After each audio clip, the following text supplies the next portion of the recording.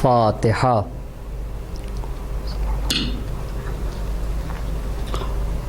لا حول ولا قوة الا باللہ العلی العظیم۔ اعوذ باللہ من الشیطان اللعین الرجیم۔ بسم اللہ الرحمن الرحیم۔ الحمد للہ رب العالمین، الصلاة والسلام علی اشرف الانبیاء والمرسلین، خاتم النبیین سیدنا و مولانا ابی القاسم محمد وعلی اہل بیتہ الطیبین الطاہرین المعصومین ولعنۃ اللہ علی اعدائہم اجمعین۔ اما بعد فقد قال مولانا حسین بن علی علیہم السلام: انی لم اخرج عشرا ولا بطرا ولا مفسدا ولا ظالما، انما خرجت لطلب الاصلاح في امة جدي، اريد ان اامر بالمعروف وانهى عن المنكر واسير بسيرة جدي وابي علي بن ابي طالب۔ صلوات پڑھتے بر محمد اور آل محمد۔ عشر مجالس کی 7ویں گفتگو ہے، اور عنوان گفتگو یہ رکھا گیا ہے: کربلا اور اس کے تقاضے اور ڈیمانڈز کیا ہیں؟ کربلا انسان سے کیا چاہتی ہے، جس کے لیے سید الشہداء حضرت ابا عبداللہ الحسین علیہ السلام کے وصیت نامے کے جس فقرے کو سرنامہ سخن قرار دیا ہے، اس میں امام عالی مقام کا ارشاد ہو رہا ہے: میں سرکشی کے لیے نہیں نکلا ہوں، اور نہ ہی میں بغاوت کے لیے نکلا ہوں، میں نہ کسی فرد بشر پہ ظلم و ستم کے لیے نکلا ہوں، اور نہ ہی اللہ کی زمین پر فساد پھیلانے کے لیے نکلا ہوں۔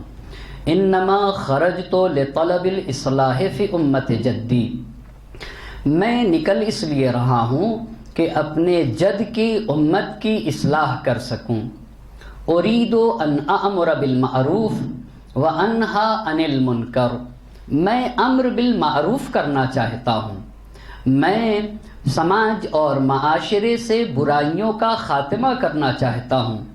واسیر بسیرت جدی و ابی، اور اپنے جد حضرت محمد مصطفیٰ صلی اللہ علیہ وآلہ وسلم کی سیرت کو زندہ کرنا چاہتا ہوں، اور اپنے بابا علی مرتضیٰ صلوات اللہ وسلامہ علیہ کی سیرت کو زندہ کرنا چاہتا ہوں۔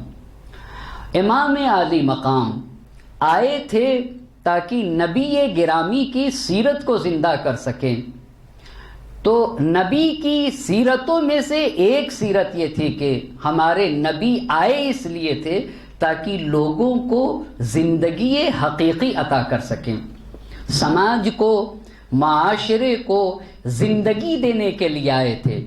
اور امام حسین علیہ السلام کا ارشاد ہے کہ میں اپنے نانا کی سیرت کو زندہ کرنے کے لیے نکل رہا ہوں۔ اس کا مطلب یہ ہے کہ سماج اور معاشرے کو زندہ کرنے کے لیے نکل رہے تھے امام حسین، لوگوں کو حقیقی زندگی عطا کرنے کے لیے نکل رہے تھے۔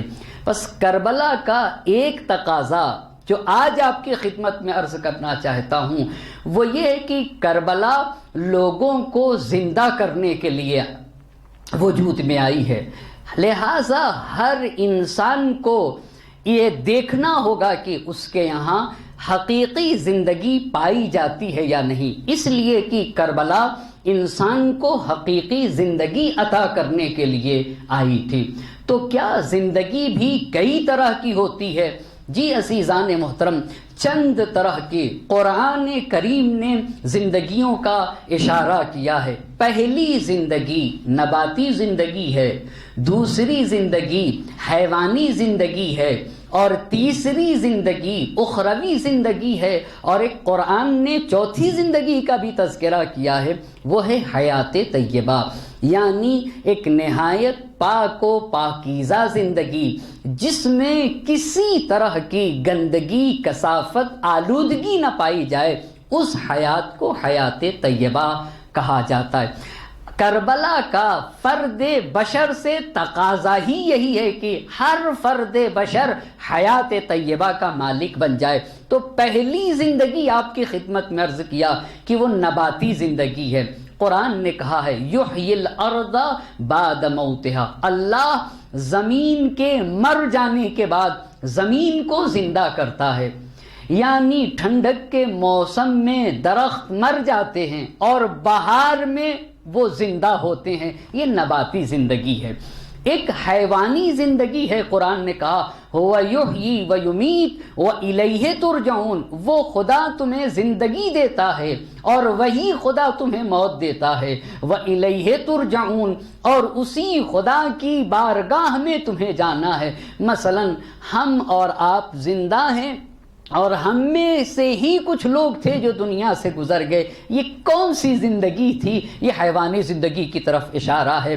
اور تیسری ایک زندگی ہے جسے قرآن نے اخروی زندگی کہا ہے، اور وہ قرآن کا ارشاد ہے یقول یا لیتنی قدمت لحیاتی، انسان مرنے کے بعد جب آخرت میں جائے گا نا تو وہاں کف افسوس مل کے کہے گا یقولو یا لیتنی قدمت لحیاتی، اے کاش اپنی اس اخروی زندگی کے لیے دنیا سے کچھ بھیجے ہوتا۔ یہ تین زندگیاں، پہلی زندگی نباتی زندگی ہوئی، دوسری زندگی حیوانی زندگی ہوئی، تیسری زندگی اخروی زندگی ہوئی، اور چوتھی زندگی جس پہ مجھے گفتگو کرنا ہے، جو کربلا کا ہر فرد بشر سے تقاضا ہے، وہ حیات طیبہ ہے۔ ایک ایسی زندگی جس میں کسی طرح کی کثافت نہ پائی جائے، کسی طرح کی آلودگی نہ پائی جائے، اس زندگی کو حیات طیبہ کہتے ہیں۔ قرآن نے کہا من عمل صالحا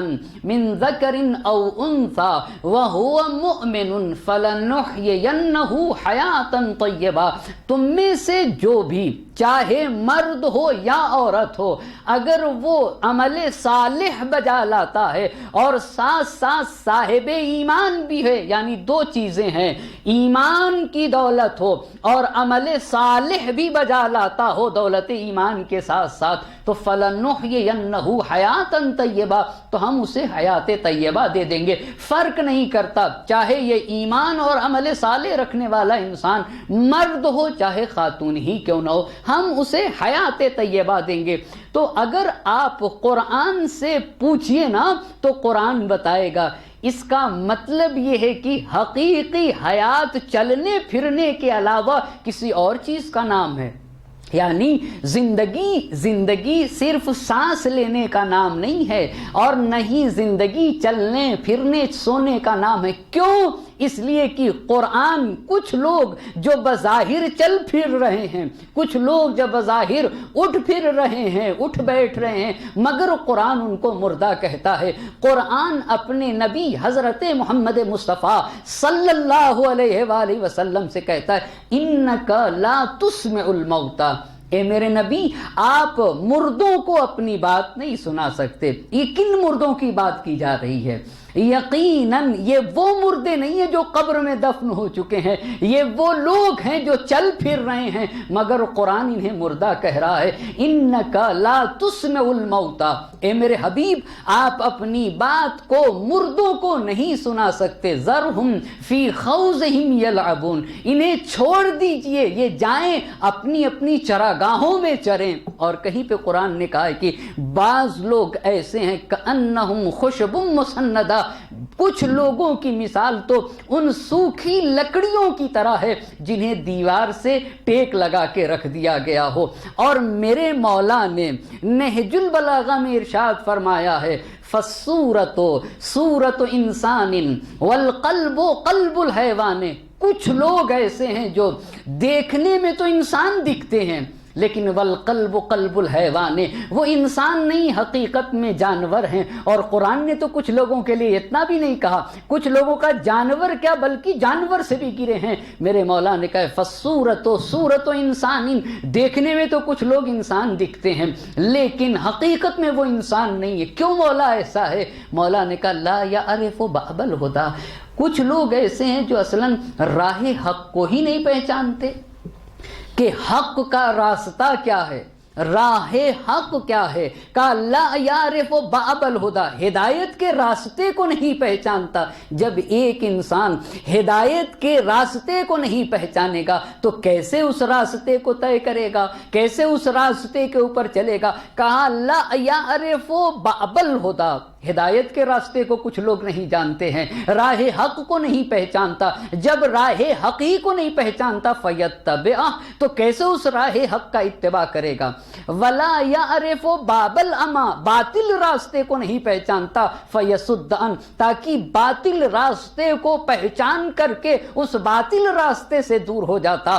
ذالک میت الاحیاء، جو راہ حق کو نہ پہچانے اور پھر نہ پہچاننے کے نتیجے میں اس کا اتباع نہ کرے، اسی طرح سے جو باطل راستے کو نہ پہچانتا ہو اور باطل راستے کو نہ پہچان کر کے پھر باطل کو نہ چھوڑے، کائنات کے مولا نے کہا ذالک میت الاحیاء، ایسے لوگوں کو زندہ نہیں کہنا چاہیے، یہ چلتی پھرتی لاشیں ہیں۔ ایک صلوات پڑھ دیں بر محمد اور آل محمد۔ اس کا مطلب یہ ہوا کہ حقیقی زندگی یہ نہیں ہے۔ تو عزیزان محترم، وہ زندگی، حقیقی زندگی جس کو دین اور مذہب و شریعت زندہ کہتا ہے، وہ حقیقی زندگی کیسے ملے گی؟ آج میں آپ کی خدمت میں 5 راستے عرض کرنا چاہوں گا۔ روایات کی زندگی میں جو کربلا کا تقاضا یہ ہے کہ ایک پاک و پاکیزہ، وہ صاف و شفاف زندگی کربلا کا تقاضا ہے، وہ کیسے حاصل ہوگی؟ دوسرے لفظوں میں یوں کہوں کہ انسان کو حیات طیبہ کیسے ملے گی؟ 5 راستے آپ کی خدمت میں عرض کروں گا۔ پہلا راستہ حیات طیبہ کو پانے کا پہلا راستہ یہ ہے کہ انسان اپنے آپ کو جہالت کی، گمراہی اور تاریکی سے نجات دینا ہوگا۔ اس لیے کہ اگر انسان حقیقی حیات پانا چاہتا ہے نا تو اسے اپنے آپ کو زیور علم سے مالا مال کرنا ہوگا، اسے نور علم سے اپنے آپ کو منور کرنا ہوگا، جہالت اور گمراہی و ضلالت کی تاریکی کو اپنے اندر سے ختم کرنا ہوگا، اور صرف اپنے ہی اندر سے نہیں۔ اس لیے کہ اگر ہم چاہتے ہیں کہ سماج اور معاشرہ اور سوسائٹی اور ہر فرد بشر کو زندگی ملے نا، تو ہر فرد بشر سے جہالت و تاریکی کا خاتمہ کرنا ہوگا۔ اسی لیے کائنات کے مولا حضرت علی ابن ابی طالب علیہ السلام کا فرمان ہے بالعلم تکون الحیات، علم کے ذریعے سے انسان کو حقیقی حیات ملتی ہے۔ یہ پہلی حدیث۔ اور دوسری حدیث میرے امام نے فرمائی ہے کہ معاشرت ذوی الفضائل حیات القلوب، صاحبانی کردار کے ساتھ، صاحب فضل و کمال کے ساتھ، طیب و طاہر لوگوں کے ساتھ، صاحبان علم کے ساتھ اٹھا بیٹھا کرو، اس لیے کہ صاحبان فضل و کمال اور علم کے ساتھ اٹھنے بیٹھنے سے تمہارے قلب زندہ ہوتے ہیں، تم حقیقی حیات کے مالک بنتے ہو۔ یہاں تک جب لے کر آیا تو آپ زیارت 40 پڑھتے ہیں۔ زیارت 40 میں میرے چھٹے امام نے یہی تو ارشاد فرمایا ہے بذلا محجتہ فیک، اے میرے اللہ، حسین نے اپنا خون تیری راہ میں بذل کر دیا، یعنی اپنی قربانی کا نذرانہ تیری راہ میں اسی لیے پیش کیا تھا لیستنقذ عبادک من الضلالۃ والجہالۃ والعمی والشک والارتیاب الی باب الہدی من الردی۔ یعنی امام حسین علیہ السلام نے اللہ کی راہ میں قربانی کا نذرانہ پیش اس لیے کیا تھا تاکہ سارے لوگوں کو، بندگان خدا کو گمراہی سے نجات دے دیں، جہالت سے نجات دے دیں، شک کو ریب سے نکال دیا جائے، پستی سے نکال دیا جائے اور راہ ہدایت کی طرف لے کر آئیں، یعنی ایک پاک و پاکیزہ اور طیب و طاہر زندگی کی طرف لانے کے لیے اپنی قربانی کا نذرانہ پیش کیا۔ تو پہلی چیز جس سے انسان کی زندگی طیب و طاہر بنے گی اور انسان حیات طیبہ کا مالک بنے گا، اسے میدان علم میں قدم اتارنا ہوگا۔ اور صرف انسان کا خود کو جہالتوں سے دور کر لینا کافی نہیں ہے، سماج اور معاشرے سے جہالت کا خاتمہ کرنا ہوگا۔ کیوں؟ اس لیے کہ سماج اور معاشرے اور سوسائٹی میں جب تک جہالت باقی رہے گی نا، برائیاں باقی رہیں گی، اور برائیاں اسی وقت سماج اور معاشرے سے ختم ہوگی جب سماج اور معاشرے سے جہالت جیسی بری شے کا خاتمہ کیا جائے۔ اسی لیے تو اللہ کے نبی نے یہ فرمایا ہے، العلم اصل کل شر، العلم اصل کل خیر، ہر خیر کی بنیاد علم ہے اور ہر شر کی بنیاد جہالت ہے۔ والجہل اصل کل شر، تمام شر، تمام اختلاف کی بنیاد جہالت ہے۔ اب عزیزان محترم، ایک روایت سید الشہداء حضرت ابا عبداللہ الحسین علیہ السلام سے مربوط آپ کی خدمت میں عرض کروں۔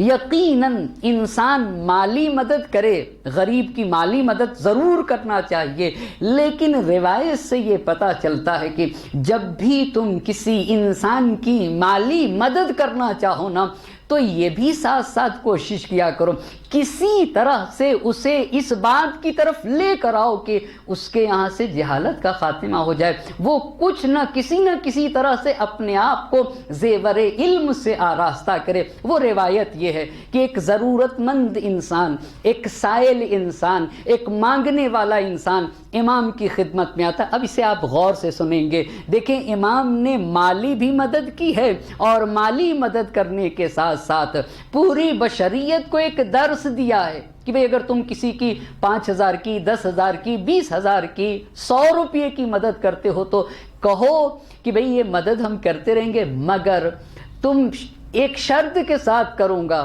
کہ 1 مہینے میں 1 پارے کا ترجمہ پڑھ لو، سیف سجادیہ پڑھ لو، مفاتیح الجنان پڑھ لو، یا فلاں کتاب کا مطالعہ کر لو، آداب زندگی، نماز کے آداب سیکھ لو، نماز کے احکام سیکھ لو، یا تم صحیح نماز مجھے سنا دو۔ اس سے کیا مطلب ہوا؟ اس کا مطلب ہوا کہ انسان نے جو اس کی تاریکی تھی اس کو بھی ختم کرنے کی کوشش کی ہے، مالی مدد کے ساتھ آیا ہے وہ مانگنے والا انسان سید الشہداء کی خدمت میں۔ امام سے کہتا ہے کہ میں ضرورت مند ہوں، لیکن ایسے اس نے نہیں کہا، آنے والا آ کر کہتا ہے کہ میں نے آپ کے جد سے ایک حدیث سنی ہے، اور وہ حدیث یہ ہے کہ جب ضرورت پڑے نا تو ہر کسی کے سامنے ہاتھ نہ پھیلایا جائے۔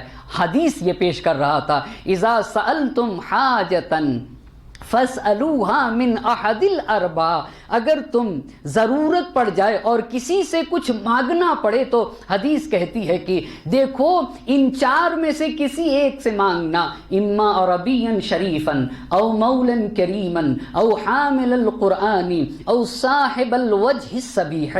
اسے توجہ کرنے کی ضرورت ہے، اگر مانگنا پڑے نا تو یا تو شریف انسان سے مانگنا جس کا تعلق شریف گھرانے سے اور شریف خاندان سے ہے، یا تو کریم سردار سے مانگنا، تیسری چیز یا حامل قرآن سے مانگنا، اس انسان سے مانگنا جس کی پوری زندگی قرآن کے مطابق گزرتی ہے، اور چوتھی بات یہ کہی کہ یا خوبصورت انسان سے مانگنا۔ وہ مانگنے والا امام کے پاس آ کر کہہ رہا تھا کہ دیکھیے مولا، آپ کے جد نے یہ کہا ہے کہ یا تو عربی شریف یعنی شریف انسان سے مانگنا، یا کریم سید و سردار انسان سے مانگنا، یا تو اس انسان سے مانگنا جس کی پوری زندگی قرآن کے مطابق ہو، یا ایک خوبصورت انسان سے مانگنا۔ اور اس مانگنے والے انسان نے سید الشہداء سے کہا، اور یہ چاروں باتیں ایک وقت میں آپ کے اندر پائی جاتی ہیں، اس لیے میں آپ کے پاس آیا ہوں۔ شریف گھرانہ، آپ کا گھرانہ وہ گھرانہ ہے جس پہ بشریت فخر کرتی ہے، اور کریم کی بات ہے زیارت جامع کبیرہ میں ہے، انتم اصول الکرم، جہاں سے کرامتیں پھوٹ کر نکلتی ہیں وہ آپ کا گھرانہ ہے۔ کریم کسے کہتے ہیں؟ الذی لا یأکل ویعطی، جو خود نہ کھائے دوسرے کو کھلا دیتا ہے اسے کریم کہا جاتا ہے، جو مانگنے سے پہلے دوسرے کو دے دے اسے کریم کہا جاتا ہے۔ کہا آپ کا گھرانہ ایسا جس پہ بشریت فخر کرے۔ رہی کرم اور کریم ہونے کی بات تو کرامتیں آپ کے گھر سے پھوٹ پھوٹ کر نکلتی ہیں، اور حامل قرآن کی بات تو قرآن تو آپ کے گھر میں اترا ہے۔ اور چوتھی بات کہا خوبصورتی کے، آپ کی خوبصورتی کا یہ عالم ہے کہ نبی گرامی حضرت محمد مصطفیٰ صلی اللہ علیہ وآلہ وسلم کا یہ فرمان ہے، اذا اردتم ان تنظروا الی فانظروا الی الحسن والحسین، اگر تم مجھ نبی کو دیکھنا چاہتے ہو نا تو حسن و حسین کو دیکھ لو۔ امام سے کہا یہ چاروں باتیں تو آپ کے اندر پائی جاتی ہیں۔ فضحک الحسین، امام حسین علیہ السلام نے جب اس کی معرفت بھری تقریر، توجہ کریے گا، پڑھا لکھا سائل تھا، چونکہ عالم تھا، جاننے والا تھا، پڑھا لکھا سائل تھا، لہٰذا امام نے جب اس کی معرفت بھری تقریر سنی فضحک، مسکرائے، کہا جب تم نے مجھ سے میرے جد کی حدیث سنائی ہے تو میں ایک حدیث اپنے والد کی سناتا ہوں اور ایک حدیث اپنے نانا رسول خدا کی سناتا ہوں۔ ان دو حدیثوں پہ غور کرنے کی ضرورت ہے۔ امام نے جو پہلی حدیث سنائی وہ یہ ہے، قیمت کل امرئ ما یحسن۔ امام حسین علیہ السلام نے اس مانگنے والے انسان سے کہا کہ دیکھو میرے بابا نے یہ کہا ہے کہ ہر انسان کی قدر و قیمت اتنا ہی ہے جتنا وہ سماج، معاشرے، سوسائٹی کے لیے فائدہ مند ہو۔ یعنی اگر مجھے یہ جاننا ہو کہ میری ویلیو کتنی ہے اور میری قدر و منزلت کتنی ہے تو مجھے یہ دیکھ لینا ہوگا میں اپنے گھر والوں کے لیے، اپنے بھائی بہن کے لیے، اپنے سماج اور معاشرے کے لیے، اپنے دوست و احباب کے لیے کتنا فائدہ مند ہوں۔ جتنی میری ذات سے دوسرے کو فائدہ پہنچے گا بس اتنی ہی میری قدر و منزلت ہے۔ قیمت کل امرئ ما یحسن، ہر انسان کی قدر و منزلت بس اتنی ہی ہے جتنا وہ دوسرے کو فائدہ پہنچا سکتا ہے۔ یہ میرے بابا کی، اس کا مطلب کیا ہوا؟ زندہ انسان کی ایک صفت تو یہ ہے نا کہ اس کی ذات سے دوسرے کو فائدہ پہنچنا چاہیے، سماج کو، معاشرے کو، سوسائٹی کو، بشریت کو، انسانیت کو۔ اس کے علاوہ جتنے بھی لوگ ہیں نا، جہاں تک ہو سکے اور جتنا اس کی ذات سے دوسرے کو فائدہ پہنچائے گا، یہ فائدہ نہیں پہنچاتا ہے، فائدہ پہنچا کر اپنے زندہ ہونے کا ثبوت پیش کرتا ہے۔ یہ پہلی بات۔ اور نبی گرامی حضرت محمد مصطفیٰ صلی اللہ علیہ وآلہ وسلم کی حدیث سنا امام حسین علیہ السلام نے اس سائل کو، اور کہا کہ دیکھو میرے نانا نے یہ فرمایا، المعروف بقدر المعرفہ، تمہارے پاس کیپیسٹی کتنی ہے کسی کے ساتھ نیکی اگر کرنا ہے نا تو المعروف بقدر المعرفت، اس کے ہاں علم کتنا ہے، معرفت کتنی پائی جاتی ہے، کیپیسٹی کتنی پائی جاتی ہے۔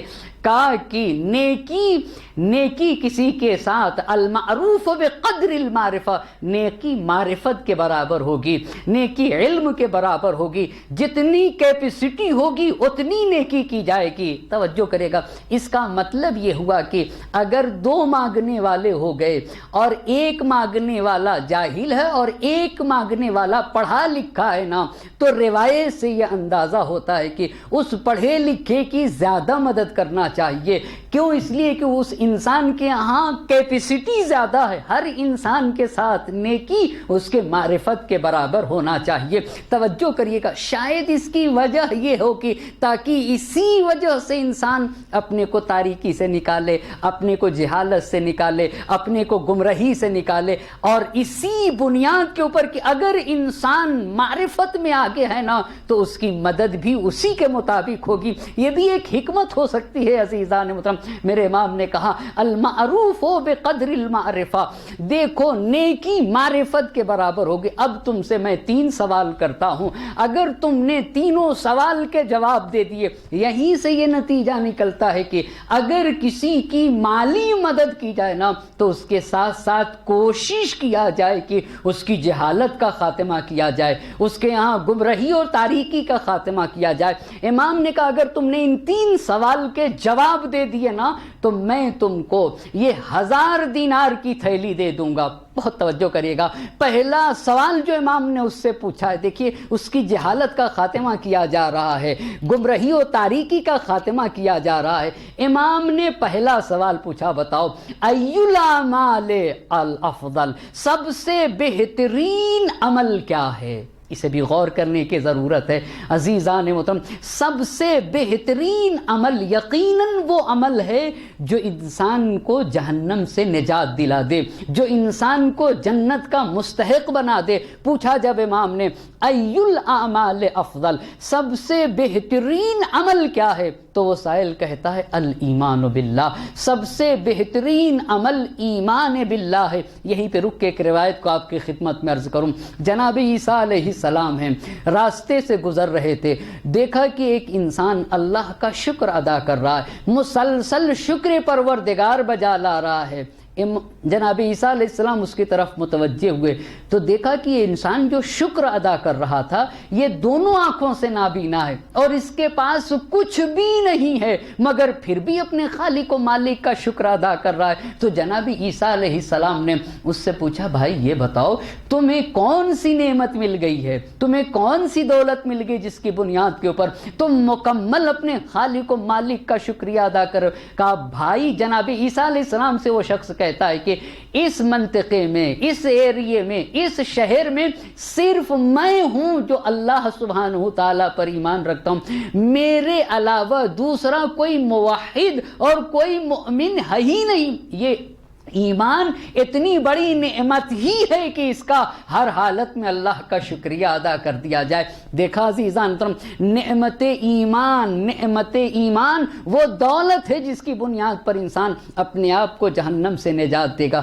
پس پہلی چیز کہا کہ الایمان باللہ، ایمان باللہ، اللہ پر ایمان رکھنا، اللہ سبحانہ تعالیٰ کی عبادت کرنا. وہ ایک سجدہ جسے تو گراں سمجھتا ہے 1000 سجدوں سے دیتا ہے آدمی کو نجات. یعنی خالق و مالک کی بارگاہ میں اپنی جبی جھکانے کو جسے تو گراں سمجھتا ہے، بھاری سمجھتا ہے، یہ در کی غلامی سے تمہیں نجات دیتا ہے. ہزاروں سر ہیں نمازیں جنہیں بچاتی ہیں، نماز کو جو بچا لے وہ سر حسین کا ہے. نماز انسان کو غلامی سے نجات دیتی ہے. تو امام نے جب پوچھا کہ سب سے بہترین عمل کیا ہے تمہاری نگاہ میں، تو کہتا الایمان باللہ، اللہ پر ایمان رکھنا. پھر دوسرا سوال صحیح کیا، جواب صحیح دیا اس نے. پھر دوسرا سوال امام نے کہا فمن نجات من المہلکہ، یہ بتاؤ کیا چیز انسان کو ہلاکت سے بچائے گی؟ ایک ایک بات پہ توجہ کریے گا، کیا چیز انسان کو ہلاکت سے نجات دے گی؟ امام حسین علیہ السلام نے جگہ جگہ یعنی کربلا کے میدان میں یہ مناجات کی ہے، اللہم انت ثقتی فی کل کرب، اے میرے اللہ تمام مشکلات اور گرفتاری میں حسین تیری ذات پر اعتماد کرتا ہے، ورجائی فی کل شدت، اور تمام مصائب و آلام اور مشکلات میں حسین صرف اور صرف تیری ذات سے امید لگاتا ہے. حسین کو تیرے علاوہ کسی اور کی ذات سے کوئی امید نہیں ہے. وانت فی کل امر نزل ثقۃ، یعنی تمام وہ مشکلات جو مجھ پہ پڑی ہیں نا تمام مشکلات میں حسین تیری ذات کے اوپر بھروسہ کرتا ہے۔ آپ ذرا غور سے سنیں اس بات کو اور ذرا سا سوچیں، ہم اور آپ جب کسی مشکلات میں گھرتے، مثلا ایک ایکسیڈنٹ ہو جائے تو سب سے پہلے کون ذہن میں آتا ہے؟ یہی ہمارے دوست و احباب ذہن میں آتے ہیں، مگر جانے قربان ہو سید الشہداء کے اوپر، سید الشہداء مشکلات میں گھرنے کے بعد امام کہنا چاہتے ہیں اے اللہ، حسین صرف اور صرف تیری ذات پر اعتماد کرتا ہے اور حسین سارے مشکلات میں تجھ سے امید لگاتا ہے، اس لیے کہ حقیقت میں خدا ہی ہے جو راستے کو فراہم کرتا ہے، اللہ ہی ہے جو انسان کی زندگی میں راستے کھولتا ہے، لہذا ہر مشکل میں اسی کی ذات سے امید لگانا چاہیے، اسی کے اوپر اعتماد کرنا چاہیے۔ اسی لیے میرے امام نے جب پوچھا یہ بتاؤ کیا چیز انسان کو ہلاکت سے نجات دے گی، تو سائل نے کہا الثقۃ باللہ، زندگی میں اللہ سبحانہ تعالی پر اعتماد کیا جائے۔ اس کے بعد پھر امام نے پوچھا فما مزین المرء، وہ کیا چیز ہے جو انسان کو زینت عطا کرتی ہے؟ تو سائل نے تیسرے یہی کے اوپر عزیزان کرام توجہ کرنے کی ضرورت ہے۔ بس پہلا سوال یہ پوچھا تھا سب سے افضل عمل کیا ہے؟ سائل نے کہا تھا الایمان باللہ، اللہ کو ایک ماننا۔ دوسری بات کیا چیز ہے جو انسان کو ہلاکت سے نجات دے گی؟ الثقۃ باللہ، اللہ پر اعتماد رکھنا، اللہ کی ذات پر بھروسہ رکھنا، اللہ ہی سے سارے مسائل میں اللہ ہی سے لو لگانا اور اللہ ہی سے امید لگانا۔ تیسری بات امام نے پوچھی یہ بتاؤ کیا چیز ہے جو انسان کو زینت عطا کرتی ہے؟ وہ کیا چیز ہے جو انسان کو حیات طیبہ کا مالک بناتی ہے؟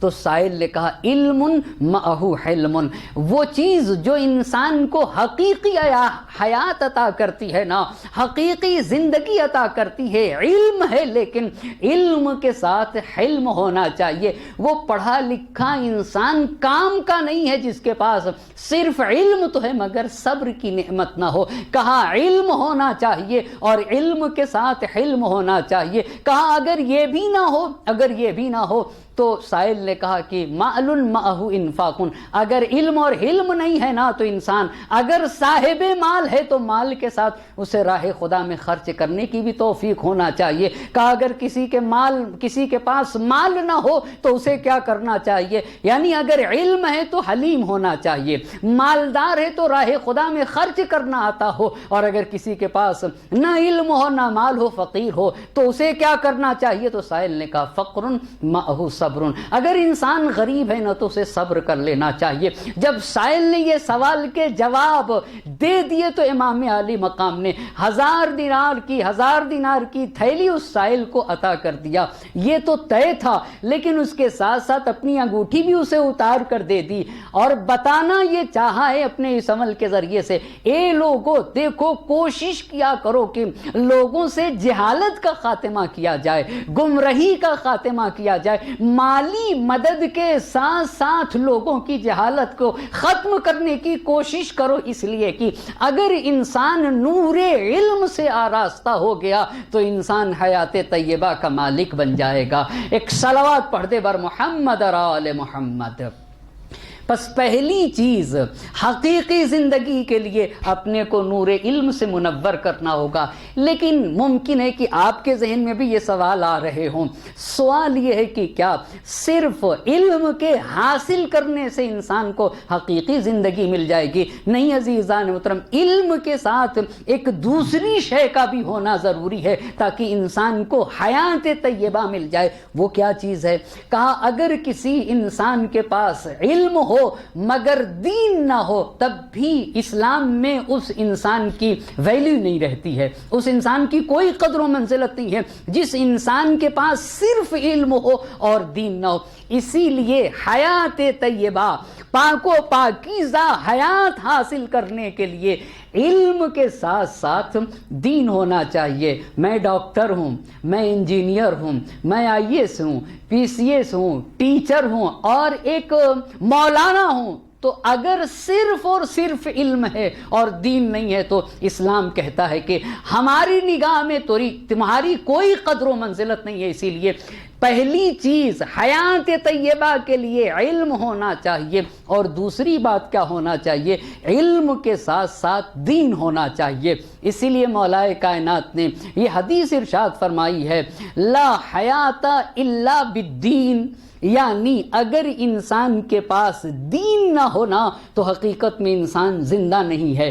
انسان جتنا دیندار ہوگا اتنا ہی زیادہ زندہ کہا جائے گا۔ اسی لیے تو قرآن کریم نے زندہ انسان کی ایک پہچان یہ بتائی ہے، یا ایھا الذین آمنوا استجیبوا للہ وللرسول اذا دعاکم لما یحییکم، اے صاحبان ایمان دیکھو، تمہارا اللہ اور رسول جس بات کی طرف تمہیں بلائے نا، اللہ اور رسول کی بات پر لبیک کہو۔ کیوں اللہ اور رسول کی بات پر لبیک کہو؟ اس لیے کہ اللہ اور رسول تمہیں ان باتوں کی طرف بلاتے ہیں جس میں تمہاری زندگی پائی جاتی ہے، جس میں تمہاری حقیقی حیات پائی جاتی ہے۔ اس کا مطلب یہ ہوا کہ جو جتنا زیادہ اللہ اور رسول کا مطیع و فرما بردار ہوگا اتنا زندہ کہا جائے گا، اور جو جتنا نافرمان ہوگا، جتنا عاصی اور نافرمان ہوگا اتنا ہی مردہ کہا جائے گا۔ لا حیات الا بالدین، اگر حیات طیبہ چاہیے تو علم کے ساتھ ساتھ دین بھی ضروری ہے۔ اسی لیے نبی گرامی حضرت محمد مصطفیٰ صلی اللہ علیہ وآلہ وسلم کی حدیث ہے، قطع ظہری اسنان، میری کمر دو لوگوں نے توڑ دی ہے، عالم متحقق، ایک وہ جاننے والا انسان جس کے پاس علم ہے مگر دین نہیں، ڈاکٹر ہے، انجینئر ہے، آئی ایس ہے، ٹیچر ہے، پی سی ایس ہے، مجھ جیسا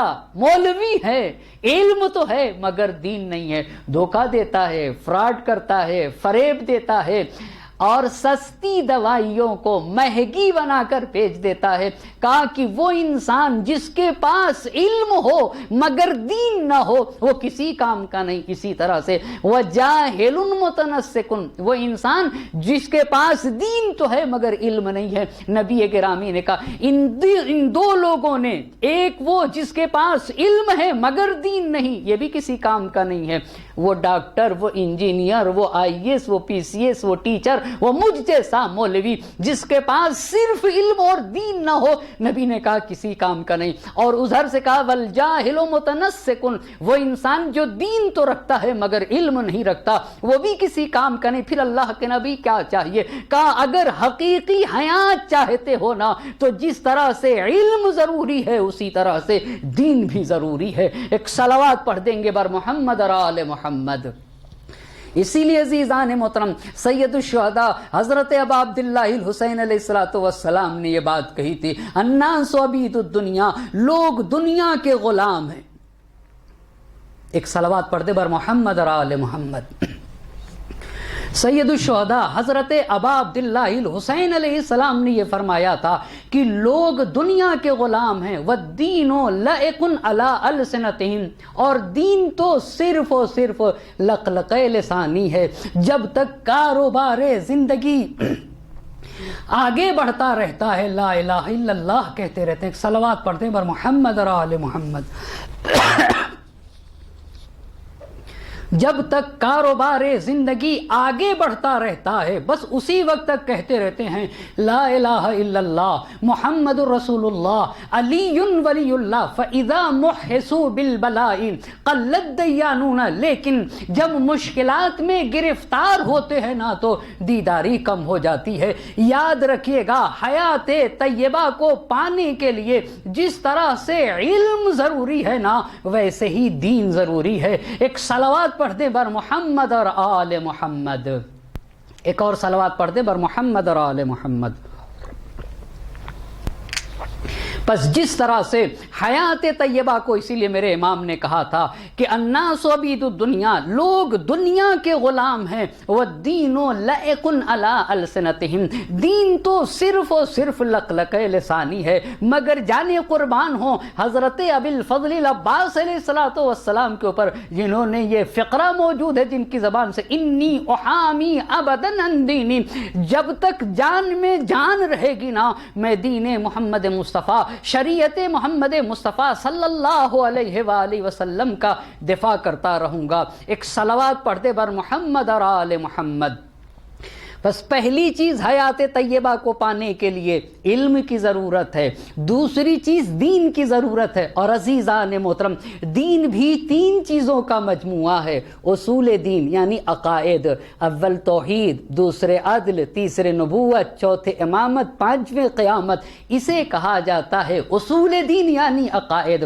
اور پھر احکام، نماز، روزہ، حج، زکوٰۃ، خمس، امر بالمعروف، نہی عن المنکر، اہل بیت علیہ الصلوۃ والسلام سے محبت کرنا، ان کے دشمنوں سے نفرت کرنا، اسے فروع دین کہتے ہیں۔ اور پھر تیسرا مرحلہ دین کے، یعنی دین تین چیزوں سے بنتا ہے، عقائد سے، فروع دین سے اور اخلاق سے، جس میں یہ صفات بتائی جاتی۔ علم اخلاق اس علم کو کہا جاتا ہے جہاں انسان کو یہ بتایا جاتا ہے کس طرح سے برے صفات کو اپنے سے دور کیا جائے اور اچھے صفات اختیار کیے جائیں۔ ایک صلوات پڑھ دے بر محمد اور آل محمد۔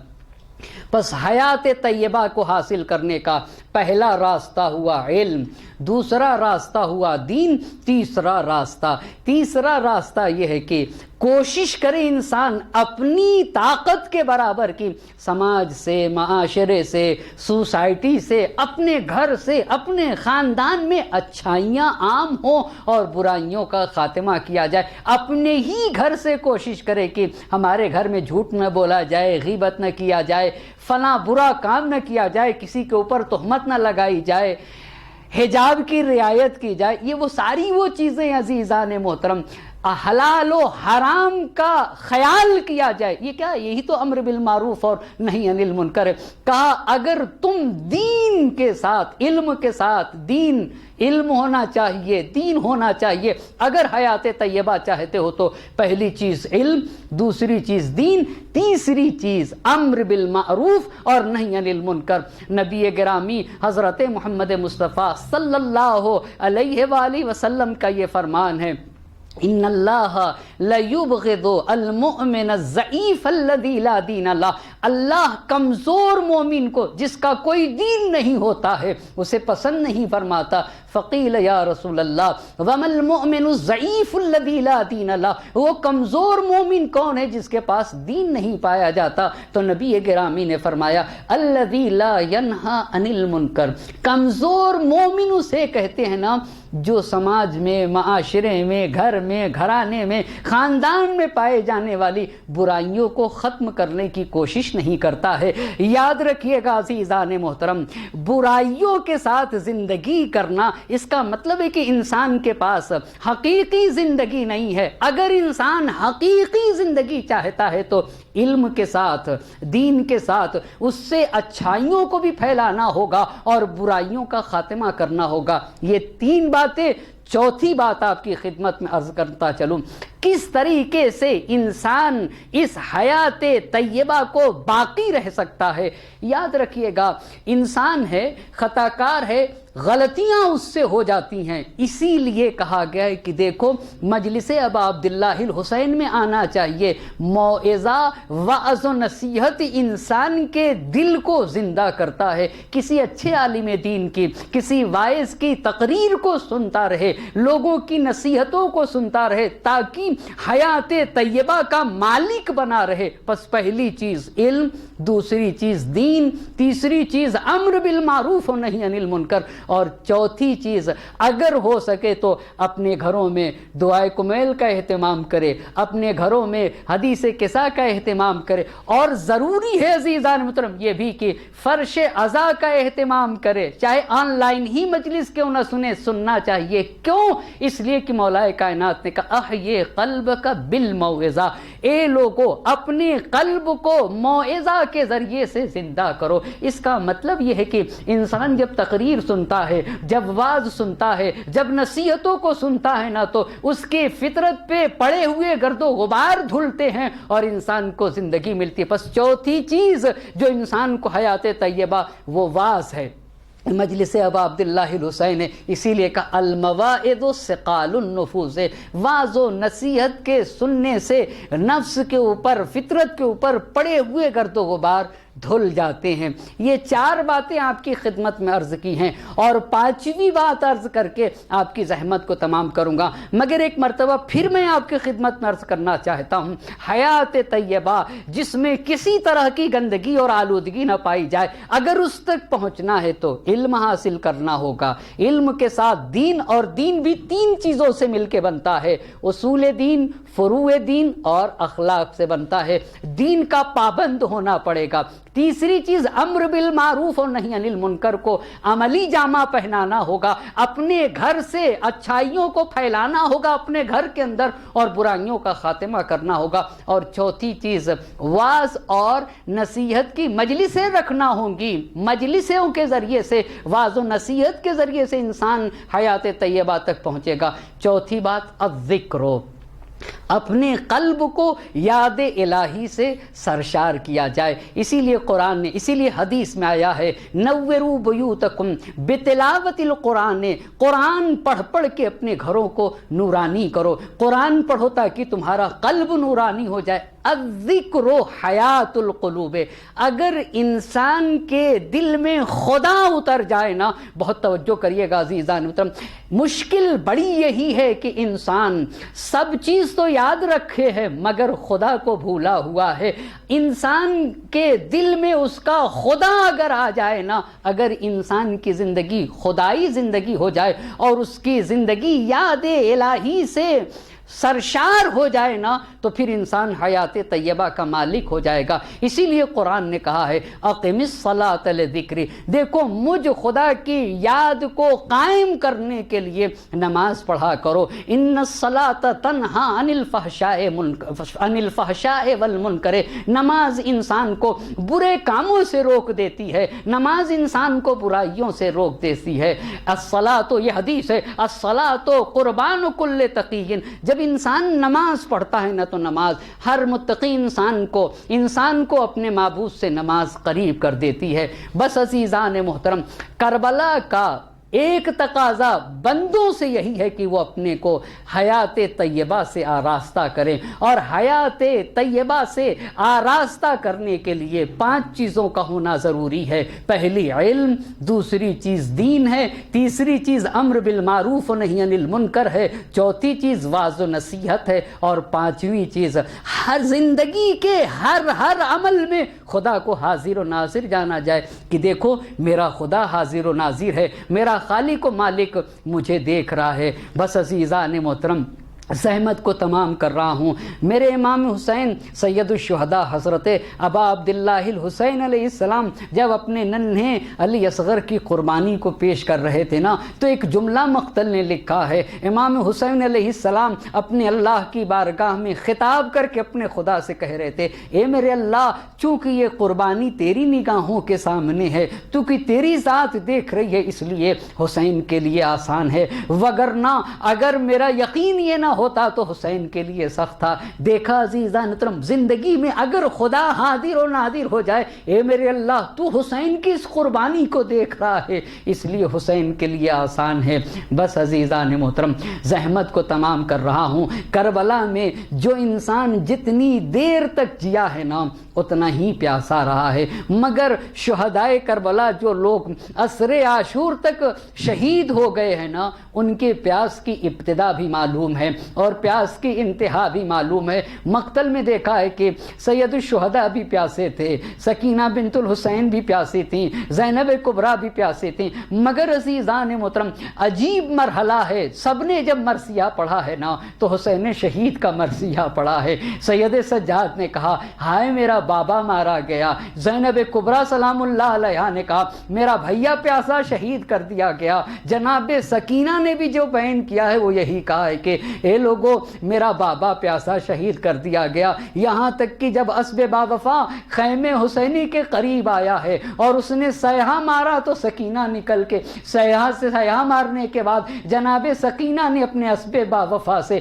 یہی تو پوچھا تھا، اے میرے بابا کے گھوڑے اتنا بتا دے، حل هل سقیا بی ام قتل عطشانا، میرے بابا کو پانی دیا گیا تھا یا میرا بابا پیاسا مارا گیا؟ اجرکم علی اللہ۔ عزیزان محترم، شہداء جو عصر عاشور تک شہید ہو گئے تھے ان کی پیاس تو بجھ گئی، مگر سکینہ کی پیاس کب بجھی، زینب کی پیاس کب بجھی، کوئی نہیں بتا سکتا۔ اسی لیے علماء نے لکھا ہے کہ جب لٹا ہوا قافلہ شام کی طرف جا رہا تھا اور مقام حمص پہ یہ قافلہ رکا تھا، شمر کی فوجیں شامیانوں کے نیچے تھیں، گھوڑے شامیانوں کے نیچے تھے، مگر اہل بیت نبی کا لٹا ہوا قافلہ زمین حمص کے اوپر، جلتی زمین کے اوپر پڑا ہوا تھا۔ شمر پانی لینے گیا، ایک مرتبہ پانی لے کر آتا ہے، اپنے فوج والوں کو پلانا چاہتا ہے۔ سکینہ پانی دیکھ کر شہزادی زینب سے کہتی ہیں، پھوپھی اماں اگر اجازت ہو تو میں شمر سے پانی مانگ لوں۔ خدا کی قسم اگر حسین نے کربلا میں پانی کا تقاضا نہ کیا ہوتا تو زینب اجازت نہ دیتی۔ ایک مرتبہ زینب نے کہا، اے میری لال سکینہ، شمر بڑا گندا انسان ہے، مجھے معلوم ہے کہ یہ تمہیں پانی نہ دے گا، مگر میری لال سکینہ اگر تم مانگنا چاہتی ہو تو مانگ لو۔ ایک مرتبہ بنی ہاشم کے گھرانے کی تربیت یافتہ بچی تھی، اپنے ننھے ننھے پاؤں سے چل کے شمر کے قریب جا کر کہتی ہے، اے شمر جب تم اپنی فوج والوں کو پانی پلا لینا اور کچھ پانی بچ جائے تو مجھے دے دینا۔ شمر کچھ نہ بولا، سکینہ ہاں سمجھ کے پیچھے پیچھے چل رہی تھی، شاید شمر مجھے پانی پلا دے، اجرکم اللہ، مگر ننھی بچی تھی، پیاسی بچی تھی، 6 مہینہ سے سفر میں تھکی ہوئی بچی تھی، اپنے بابا کو کھو چکی تھی، کربلا میں اپنے بابا کے لاشے سے لپٹ کر بہن کر کے آ چکی تھی۔ ایک مرتبہ تھک کے ایک سائے میں بیٹھ جاتی ہے اور اس خیال سے بیٹھ جاتی ہے کہ شاید شمر جب سب کو پانی پلا لے مجھے پانی دے دے گا۔ جب شمر نے سب کو پانی پلا لیا، سکینہ اپنے ننھے ننھے پاؤں سے گئیں، اے شمر مجھے پانی دے دے۔ ایک مرتبہ شمر نے مشک دہانہ کھول لیا، سکینہ سمجھی شاید مجھے پانی مل جائے گا، مگر عزادارو شمر نے پانی کو گرا دیا، سکینہ کو پانی نہ مل سکا۔ ایک مرتبہ سکینہ تڑپ گئیں، عجب نہیں کربلا کا رخ کیا ہوگا، اپنے چچا کو آواز دی ہوگی، اے چچا، سکینہ پیاسی رہ گئی، سکینہ کو پانی نہیں دیا گیا، سکینہ پیاسی رہ گئی۔ وَسَيَعْلَمُ الَّذِينَ ظَلَمُوا أَيَّ مُنقَلَبٍ يَنقَلِبُونَ إِنَّا لِلَّهِ وَإِنَّا إِلَيْهِ رَاجِعُونَ الہی بحق الزہراء وأبیہا وبعلہا وبنیہا والسر المستودع فیہا 10 مرتبہ بسمک یا اللہ یا اللہ یا اللہ یا اللہ یا اللہ یا اللہ یا اللہ یا اللہ یا اللہ یا اللہ۔ خدا ہماری اس مختصر سے عبادت کو اپنی بارگاہ میں قبول فرما اور تمام حاضرین مجلس کی حاجات شرعیہ کو پورا فرما۔ ربنا تقبل منا انک انت السمیع العلیم۔ ماتم